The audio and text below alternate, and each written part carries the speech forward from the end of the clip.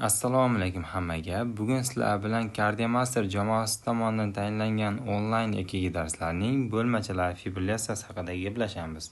Xo'p, birinchi ta'rif beradigan bo'lsak, bo'lmachalar fibrillatsiyasi bu bo'lmachalarning xaotik yuqori chastotatali elektr faolligi hamda qorinchalarning tartibsiz ritmi bilan kechuvchi supraventrikulyar taxiaritmiyalar hisoblanadi.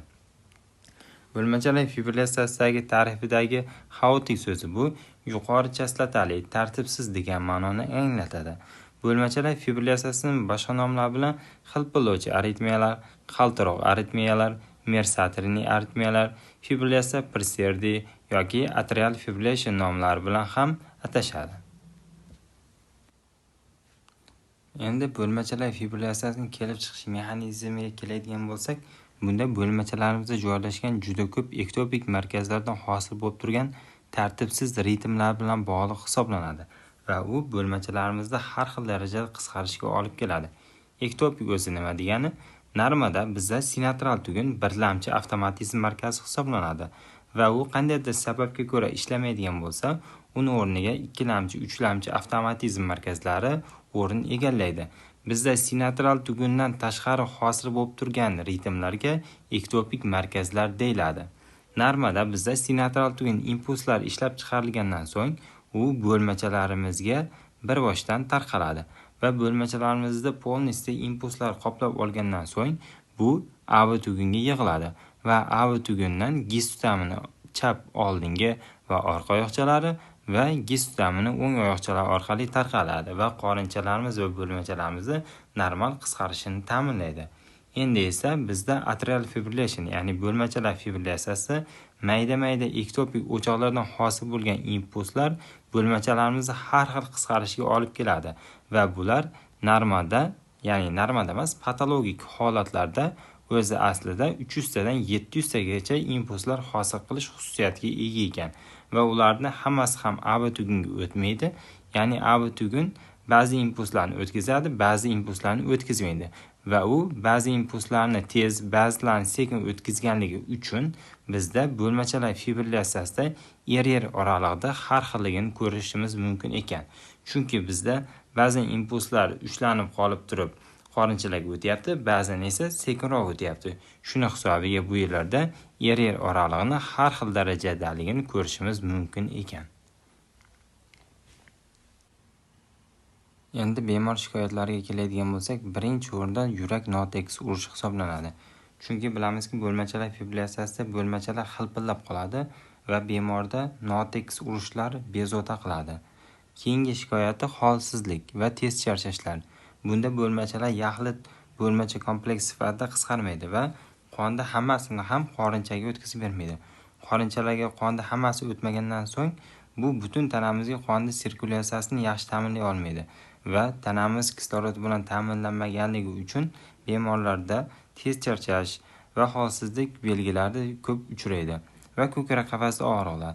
Ko'krak qafasida og'riqlar bu ko'krak qafasidagi yuragimizda ishemaga olib kelganligi hisobiga yuzaga keladi. Chunki bo'lmachalar fibrillatsiyasida butun tanamizdagi qonda yaxshi aylanmaganligidan tashqari koronar qon tomirlarida ham qon sirkulyatsiyasi buziladi. Shunda yuragimiz ishemaga uchraydi va kuchli og'riq beradi va bosh aylanishlari, nafas qisishlari ham shu qonda aylanmasligi bilan bog'liq hisoblanadi. Ba'zan oyoqlarda shishlar kuzatilishi mumkin va ba'zi bemorlarda esa simptomsiz kechish ham mumkin hisoblanadi yengil darajalarda. Endi bu yerda yaxshiroq tasvirlangan, ya'ni bo'lmachalar fibrillatsiyasida mayda-mayda ektopik o'choqlar paydo bo'ldi. Bu yerlarda ko'rgan bo'lsalaring va bu ektopik o'choqlar hisobiga bizda yurak qisqarishlar soni 300 tadan 700 tagacha bo'lishi mumkin ekan. Bu o'choqlar qanday hosil bo'lgan desa, ko'proq bizda mana bu qismlarda, ya'ni chap bo'lmachamizda 4 ta o'pka venasi qo'shiladigan sohada juda ko'p hosil bo'ladi. Bular anatomik joylashishga ham bog'liq hisoblanadi. Va bu ektopik o'choqlardan hosil bo'lgan impulslarda ba'zilari kuchsiz bo'lganligi uchun AV tugungacha yetib kelmaydi, Ba'zilari esa kuchli ritmlarda refraktorlik davriga to'g'ri kelib qoladi. Ba'zilari esa mana bu AV tugundan o'ta olmaydi. Chunki AV tugunda mexanizm borki, ya'ni hamma impulslarni ham o'tkazavermaydi. Ya'ni ba'zi ritmlar o'tkazadi va ko'proq ritm kelganda esa ba'zilarini o'tkazmaydi. Bu esa qorinchamizni ham 300 tadan 700 tagacha qisqarib turib, diastala vaqtini qisqarib ketib va qonda umuman yaxshi otib yurmasligi va gemodinamika buzilishlarni oldini olishda katta ahamiyatga ega bo'ladi. Va bizda mana katta EKG belgisi juda yaxshi tasvirlangan bu yerda. Ya'ni ritmda nomuntazamligini ko'rib turibsizlar bu yerda va mayda F to'lqinlarni ko'rishlaringiz mumkin ekan. Shu F to'lqinlarni sanaydigan bo'lsak, 1 minutda 300 tadan 700 tagacha bizda kichik F to'lqinlar, ya'ni bo'lmachalarimizni 300 tadan 700 tagacha qisqarishlarini ko'rishimiz mumkin ekan. Endi bo'lmachalar fibrillyatsiyasini klassifikatsiya qilib oladigan bo'lsak, zamonaviy tasnifga ko'ra bo'lmachalar fibrillyatsiyasining 5 ta asosiy turlari farqlanadi. Bular birinchisi ilk bor aniqlangan bo'lmachalar fibrillyatsiyasi, paroksizimal bo'lmachalar fibrillyatsiyasi, persistlovchi bo'lmachalar fibrillyatsiyasi, uzoq muddatli persistlovchi bo'lmachalar fibrillyatsiyasi va oxirgisi doimiy yoki surunkali bo'lmachalar fibrillyatsiyasi hisoblanadi. İlk bor aniqlangan bo'lmachalar fibrillyatsiyasi tashxisi qachon qo'yiladi? Bunda bemor yurak notekis urishi, yurak sohasidagi og'riqlar yoki boshqa shikoyatlar bilan keladigan bo'lsa va biz EKG olib turib birinchi marta EKGda bo'lmachalar fibrillyatsiyasini ko'radigan bo'lsak, bu ilk bor aniqlangan bo'lmachalar fibrillyatsiyasi hisoblanadi. Keyingisi paroksizimal bo'lmachalar fibrillyatsiyasi. Bunda bemorda bir hafta davomida kuzatishlar natijasida bo'lmachalar fibrillyatsiyasi paroksizimal holatda, ya'ni eng kamida 2 marta o'z-o'zidan yoki dorilar ta'sirida qolib va boshqatdan yana paydo bo'ladigan bo'lsa va davomiyligi 1 haftadan oshmaydigan bo'lsa, bu paroksizimal bo'lmachalar fibrillyatsiyasi hisoblanadi. Keyingisi persistlovchi bo'lmachalar fibrillyatsiyasi. Bunda 1 haftadan oshiq vaqt davomida, ya'ni me'yori 1 haftadan oshiq vaqt davomida va hech qanday o'z-o'zidan, ya'ni paroksizimal ravishda o'tib ketmaydigan bo'lmachalar fibrillyatsiyasiga persistlovchi bo'lmachalar fibrillyatsiyasi tashxisi qo'yiladi. Bunda vaqti 1 haftadan oshiq bo'lishi kerak va hech qanday o'z-o'zidan o'tib ketmasligi kerak. Ya'ni biz yoki elektrokardioversiya yoki farmakologik kardioversiyalar orqali uni to'xtatishimizning imkoni bor, o'z-o'zidan yo'qib ketmagan va davomiyligi 1 haftadan oshiq bo'lsa, persistlovchi bo'lmachalar fibrillyatsiyasi qo'yiladi. Bundan tashqari uzoq muddatli persistlovchi bo'lmachalar fibrillyatsiyasi ham bor. Bunda davomiyligi 12 oydan oshiq bo'lishi kerak. Ya'ni 12 oydan oshiq vaqt davomida bo'ladigan bo'lsa va keyingi talabi bunda davolash choralari ko'rilganda o'tib ketish imkoniyati bor bo'lgan bo'lmachalar fibrillyatsiyasiga qo'yiladi. Keyingisi doimiy yoki surunkali bo'lmachalar fibrillyatsiyasi hisoblanadi. Bunda hech qanday dori yoki farmakologik kardioversiyalar yoki elektrokardioversiyalar yoki boshqa usullar, ya'ni richa amaliyoti va boshqa usullarda foydasi tegmagan holatda yoki bemor bilan kelishilgan holatda bo'lmachalar fibrillyatsiyasi to'xtatmaslikka qaror qilinganda doimiy yoki surunkali bo'lmachalar fibrillyatsiyasi tashxisi qo'yiladi. Bundan tashqari xilpilovchi aritmiyalar yoki bo'lmachalar fibrillyatsiyasini yurak qisqarishlar soniga qarab turib 3 ta katta guruhga bo'lsak bo'ladi. Bular taxisistolik, normosistolik va bradisistolik hisoblanadi. Taxisistolik yurak qisqarishlar soni 90 tadan ko'p bo'lganda, ya'ni atrial fibrillyatsiyani ko'ramiz va unda o'rtacha yurak qisqarishlar sonini hisoblab ko'rganimizda 90 tadan ko'p bo'ladigan bo'lsa, bu taxisistolik shakli hisoblanadi. Va yurak qisqarishi sonini sanaydigan bo'lsak 60 ta bilan 90 ta oralig'ida bo'ladigan bo'lsa, bunda normosistolik shakli hisoblanadi. Yoki 60 tadan kam bo'ladigan bo'lsa, bunda bradisistolik shakli hisoblanadi.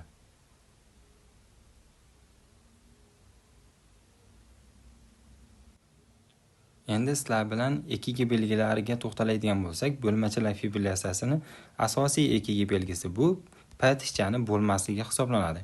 Chunki bo'lmachalar fibrillyatsiyasining kelib chiqish mexanizmiga keladigan bo'lsak, bunda mayda-mayda ektopik o'choqlardan hosil bo'lgan impulslar hisobiga hosil bo'ladi va bizda bo'lmachalarimiz yaxlit bitta kompleks sifatda, ya'ni bitta bo'lmachalarimiz qisqarmasligi hisobiga p tichamiz hosil bo'lmaydi. Uni o'rniga esa bizda mayda f to'lqinlar paydo bo'ladi va p tichani o'rnida hosil bo'lib turgan f to'lqinlarda shakli, amplitudasi har xil bo'ladi.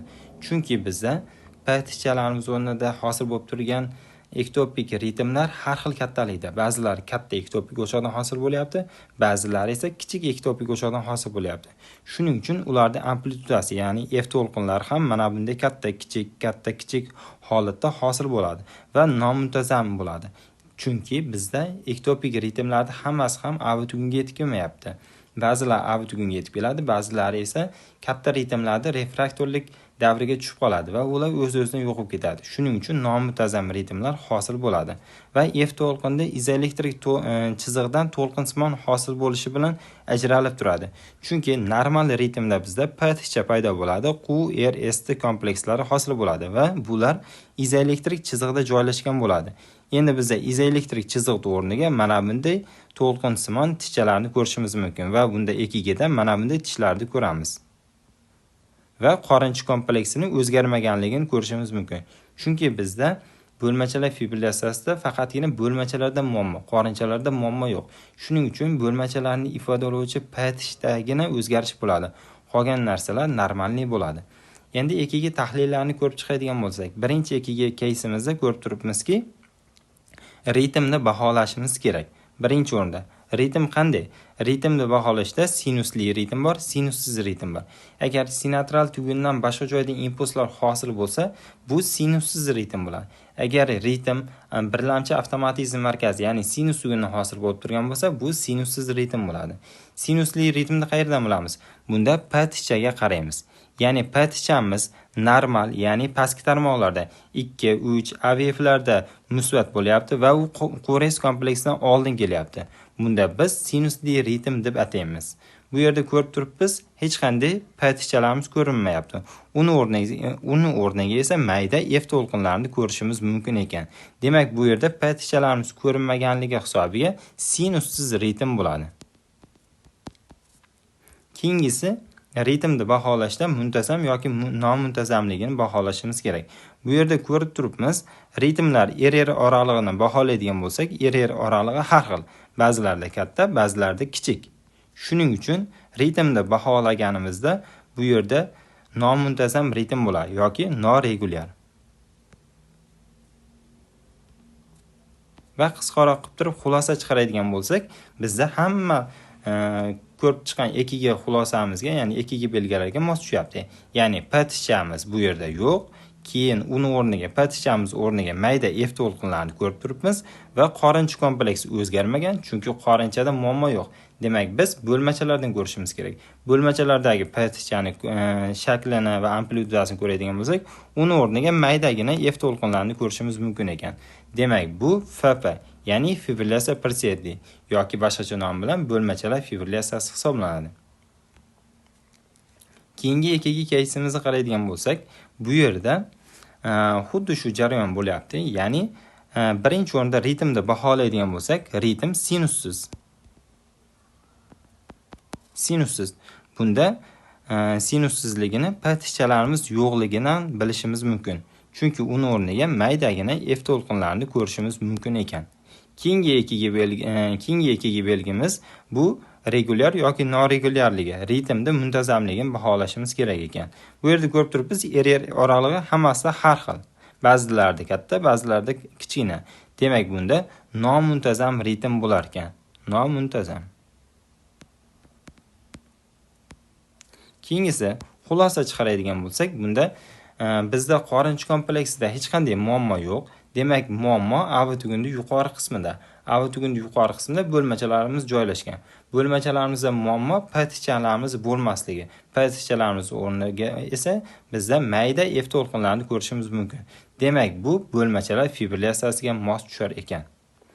Keyingi EKG belgilarimizda xuddi shu jarayonlar bo'lyapti. Ya'ni bularda ham hech qanday p ticha yo'q. Faqatgina uni o'rniga mayda mana bunday izoelektrik chiziq ko'rinyapti. Undan keyin t tichamiz ko'rinyapti. Undan keyin hech qanday p tichalarimiz yo'q o'rtada. Ba'zida Mana bunday mayda F to'lqinlarda maydaligi hisobiga bizda ikki apparatimiz izoelektrik chiziq ham chizishi mumkin. Mana bu yerda mayda F to'lqinlar ko'rmayapmiz, uni o'rniga izoelektrik chiziqlar, faqatgina T tishchalar ko'ryapmiz. Hech qanday bizda P tishchalarimiz yo'q. Demak, bu yerda ham noregulyarligi va bo'lmachalarimizdagi P tishchalarimiz bo'lmasligi va uni o'rniga mayda F to'lqinlarni bo'lishi hisobiga bizda bo'lmachalar fibrillyatsiyasi qo'ysak bo'lar ekan. Buni ham keyingi ikki belgilarda ham xuddi shu jarayon bo'lyapti. Ya'ni ritmimiz noregulyar va uni o'rniga mayda F to'lqinlarni ko'rishimiz mumkin ekan. Ya'ni ba'zilar T tishchalar ko'rinib turibdi. Bu yerda T tishchalarimiz bor, P tishchalarimiz esa farqiga borib bo'lmayapti. Demak, bu ham FP, ya'ni fibrillyatsiya persirdi. Boshqacha nomlar bilan bo'lmachalar fibrillyatsiyasi hisoblanadi. Bugungi darslarimiz sizlar bilan shulardan iborat edi. Kuzatishda davom etinglar. Keyingi darslarimiz bo'lmachalar fibrillyatsiyasini davolashga bag'ishlangan bo'ladi.